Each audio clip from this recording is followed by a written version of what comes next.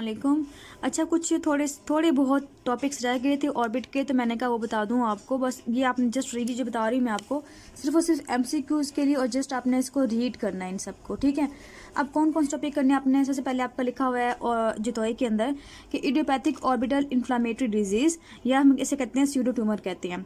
ये जो होता है कि नॉन स्पेसिफिक होता है, हमें पता नहीं होता, इसकी कॉज नहीं होती, ना ही कोई इन्फेक्शन होता है, ठीक है। सिर्फ और सिर्फ है ना, स्पेस के अंदर क्या होता है कि कोई ना कोई ऐसी इन्फिल्ट्रेशन हो जाती है इन्फ्लामेटरी सेल्स की, ठीक है। उस इन्फिल्ट्रेशन की वजह से वहाँ पे क्या होती है, प्रोटोसिस हो जाती है, ठीक है। अगर हम बात करें अडल्ट के अंदर, तो अडल्ट के अंदर होती है यूनिलेटरल, जबकि अगर बच्चों में होगी तो ये बायलेटरल होती है, ठीक है। ये आपका एमसीक्यूज यहाँ से आ सकता है।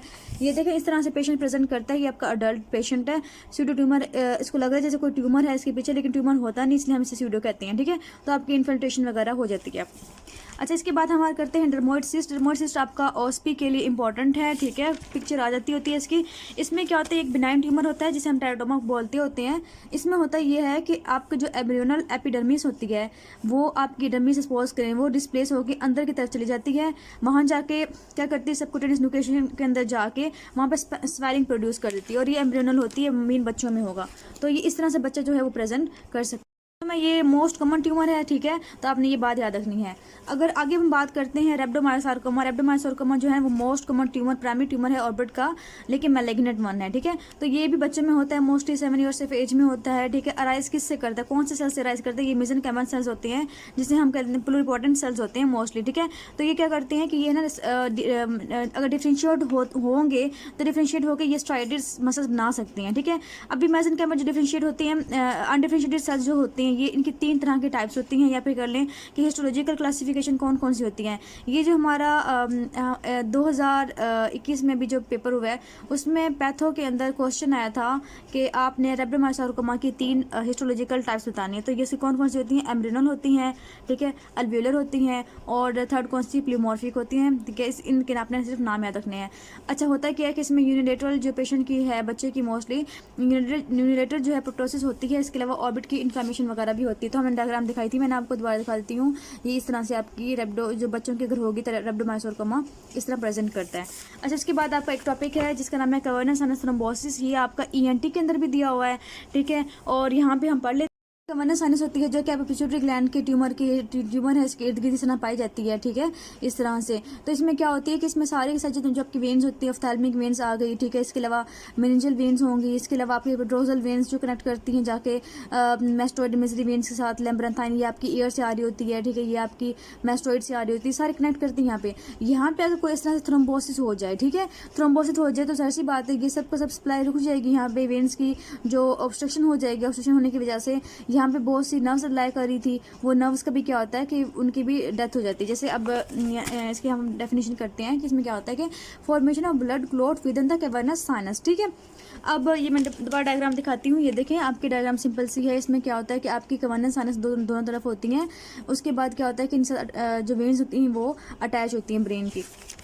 और इसके अलावा अगर हम बात करें इसके अंदर ना लाए करती हैं बहुत ज़्यादा नर्व्स, कर्नियल नर्व्स 3, 4, 6 और 5th की जो है V1 और V2 ब्रांचेस जो होती हैं वो इसमें लाई करती हैं, ठीक है। तो ये अगर इसमें लाई करती हैं तो जाहिर सी बात है अगर थ्रोम्बोसिस हो जाएगा इसका, तो इनकी क्या हो जाएगी, इनकी भी जो है सप्लाई या फिर जो नर्व्स है वो डिजनरेट कर जाएंगी। अब ये जो कंडीशन होती है बहुत ज़्यादा लाइफ थ्रेटनिंग होती है। और जो कैवर्नस साइनस थ्रोम्बोसिस होती इसलिए है कि अगर हमारा एयर का, नोज़ का या फिर फेस का कहीं भी हमारी जो एयर नोज थ्रोट किसी जगह भी अगर सपोज के लिए कोई इन्फेक्शन है और वो इतना सीवियर हो गया है कि वो जो है स्प्रेड कर सकता है वेन्स के थ्रू ब्रेन में, और ब्रेन में जाके वो इन्फ्लामेटरी सेल्स जो है इन्फ्लामेशन प्रोड्यूस करके वहाँ पे थ्रोम्बोसिस करवा सकती हैं। और इसके लिए जो ऑर्गेनिजम्स बहुत इंपॉर्टेंट है वो है आपके स्टेफ ऑरियस और स्टेप्टोकोकस, ठीक है। ये भी आपके एमसीक्यूज़ के लिए इंपॉर्टेंट है। आगे हम बात करते हैं क्लिनिकल फीचर्स क्या होती है। अचानक से सपोज के एक पेशेंट है, उसकी ईयर के अंदर इन्फेक्शन था बहुत ज़्यादा। एक पेशेंट है, उसको ऑर्बिटल सेलुलाइटिस था, ठीक है। उसके बाद क्या हुआ, जब प्रेजेंट किया तो उसको वॉमिटिंग हो रही है, उसके सर में दर्द हो रही है, ठीक है, उसको बुखार, बहुत ज़्यादा तेज़ बुखार है। तो हम ये रूल आउट करते हैं कि उसको कैवर्नस साइनस थ्रोम्बोसिस तो नहीं हो गया। ये बहुत ही लाइफ थ्रेटनिंग होती है, मीन पेशेंट की डेथ भी हो सकती है। ठीक है। तो पेशेंट को क्या होता है कि हेडेक होती है, मैलेस होता है, वोमिटिंग होती है, और इसका यूनिलेटर इसका जो अगर आइज़ में है तो आइज़ में ज़ाहिर सी बात है जो ऑफ्थेल्मिक वेन्स आ रही थी, अब उनकी जो ऑफ्थेल्मिक वेन्स की है वो ड्रेनेज नहीं हो पाती थी, वहाँ पे ओविडीमा वगैरह हो जाएगा। इसके अलावा क्या होगा, ये बायलैटरल होता है, ठीक है, मोस्टली। और इसके अलावा क्या होता है, टोसिस हो जाएगा। टोसिस के बाद क्योंकि टोसिस वगैरह इसलिए हो रहे हैं क्योंकि किडनी नर्व जो है वो सारी के सारी डिजनरेट हो रही हैं। इसके बाद उनकी एट्रोफी हो रही है। कंजक्टिवल कीमोसिस हो सकता है, एक्स्ट्राक्युलोमसिस की पैरालिसिस हो सकती है, और मोस्टली जो पहले इन्वॉल्व होती है वो किडनी नर्व 6 इन्वॉल्व होती है, मीन लेटरल रेक्टस वाली ज़्यादा इन्वॉल्व होती है। उसके बाद सेंसरी लॉस हो जाता है क्योंकि फिफ्थ नर्व जा रही है तो सेंसरी लॉस हो जाएगा। इसके अलावा इम्पेयर्ड कॉर्नियल रिफ्लेक्स खत्म हो जाएगा वही फिफ्थ नर्व की वजह से। इसके अलावा मेस्टोइड, अगर हम बात करते हैं कि इसका डायग्नोस्टिक पॉइंट क्या होता है, तो हमें कान के पीछे जो मेस्टोइड एरिया होता है वहाँ पे हमें स्वेलिंग सी नज़र आ रही होती है, हमें एडिमा नज़र आ रहा होता है। ये एक टिपिकल फीचर होता है कि इस बंदे को कवर्नियल साइनस थ्रोम्बोसिस हो गया है। वी लिक्विडिटी कम हो जाती है, ज़ाहिर सी बात, तो ऑप्टिक नर्व इसमें इन्वॉल्व हो जाएगी। डायग्नोसिस सिंपल सी है, किसी भी से करेंगे, ESR करेंगे, ब्लड कल्चर लेंगे, साइनस कल्चर लेंगे, CT स्कैन हम कर लेंगे, हमारा एंजियोग्राफी वगैरह कर लेंगे, ट्रीटमेंट इसके IV एंटीबायोटिक्स दे देंगे, एनाल्जेसिक, एंटी इन्फ्लामेटरी, और इसके अलावा हम एंटीकोएगुलेंट्स दे देते होते हैं और सर्जिकल ड्रेनेज कर लेते होते हैं। ये आप बस जस्ट आपने सिर्फ रीड करना है कि आपको कंसेप्ट होना चाहिए। अगर कोई भी MCQs आ गया है कि इन्फेक्शन के साथ कोई सीरियस प्रॉब्लम हो गई है साथ, तो उसको मोस्टली चांसेस ये होते हैं कि उसको कवर्नियल साइनस थ्रोम्बोसिस होती है और उसमें बायलैटरल जो आइज हैं वो इन्वॉल्व होती हैं। सो आपका चैप्टर एंड हो गया यहाँ पे, आपको ऑर्बिट वाला, इसके अलावा कुछ भी नहीं करना। बाकी बेशक आप क्रॉस कर दें, आप देख लें खुद भी कहीं पे कुछ भी नहीं आया हुआ।